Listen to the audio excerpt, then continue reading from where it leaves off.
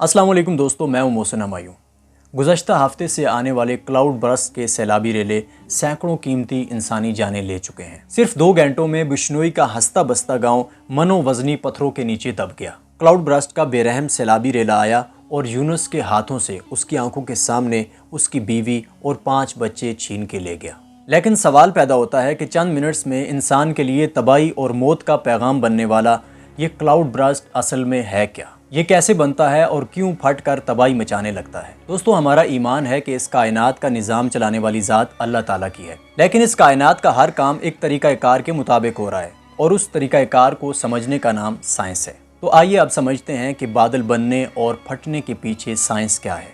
दोस्तों, फैक्ट्रियों और गाड़ियों के धुएँ, पुख्ता इमारतें, पुख्ता सड़कें, जंगलात की कमी और जंगलात की कटाई, ये वो तमाम वजूहात हैं जिनकी वजह से हमारी ज़मीन मुसलसल शदीद गर्म हो रही है और इसको ग्लोबल वार्मिंग कहते हैं। अब नॉर्मली जो बारिश का सिस्टम है, जो वाटर साइकिल है, वो ये है कि जब हरारत ज़्यादा होती है तो उसमें पानी बुखारात बनकर ऊपर उठने लगता है और पानी हवाओं के साथ जब ऊपर उठता है तो उसके रास्ते में जब पहाड़ आते हैं, उन पहाड़ों से टकराने के बाद वो हवाएं ऊपर फ़िज़ा की जानब उठने लगती हैं और ऊपर एक मुकाम पे जाकर हवा का दबाव उनको रोक लेता है और वहाँ पे वो बादलों की सूरत अख्तियार कर लेती हैं और दर्जा हरारत कम होने की वजह से बादल बरसने लगते हैं, जिसको हम आम बारिश कहते हैं। लेकिन दोस्तों, ग्लोबल वार्मिंग की वजह से दर्जा हरारत पहले से ज़्यादा बढ़ गया है और ज़मीन पहले से ज़्यादा शदीद गर्म हो चुकी है। तो ख़ासकर मानसून के मौसम में जब हवाएं अपने साथ पानी को लेकर ऊपर उठती हैं और उसी अंदाज में जिस तरह नॉर्मली बारिश होती है, बादल बनते हैं,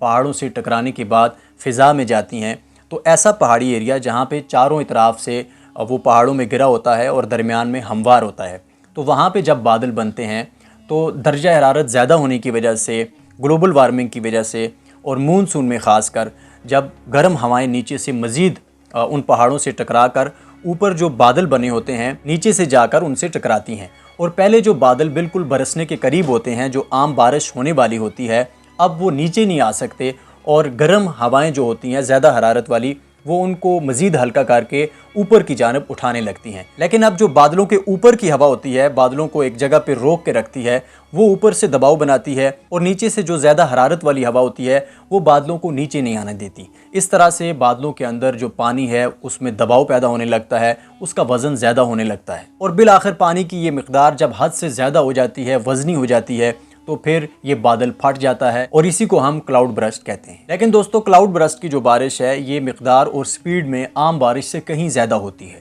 आम बारिश मुसलसल 6 घंटे में जितना पानी ज़मीन पर लाएगी, क्लाउड बर्स्ट सिर्फ 3 मिनट में उतना पानी ज़मीन पे ले आएगा। इसीलिए ये नहायत तबाहकुन होता है, क्योंकि दोस्तों जो नॉर्मल बारिश है वो कई घंटों से भी अगर मुसलसल हो रही हो तो उसमें आहिस्ता आहिस्ता जो नदी नाले हैं, जो दरिया हैं, उनमें तुग़यानी आती है, इसलिए लोगों को वक्त मिल जाता है अपना बचाव करने का। लेकिन क्लाउड बर्स्ट में वही घंटों का पानी सिर्फ चंद मिनट में भारी पत्थरों के साथ मौत बन के सर पे पहुंच जाता है, इसलिए बचाव का मौका ही नहीं मिलता। और यही वजह है कि पहाड़ी एरियाज़ में क्लाउड बर्स्ट के बाद बहुत ज़्यादा जानी और माली नुकसान हुआ है। लेकिन इस आफत से बचाव के लिए आखिर क्या हिफाजती तदाबीर इख्तियार की जा सकती हैं? हुकूमत और आवाम की क्या जिम्मेदारियाँ बनती हैं? और इन मौसमी ख़तरात से बचाव के लिए इस्लाम की हदायत और तालीमात क्या हैं? इस पे हम नेक्स्ट वीडियो में इंशाल्लाह बात करेंगे।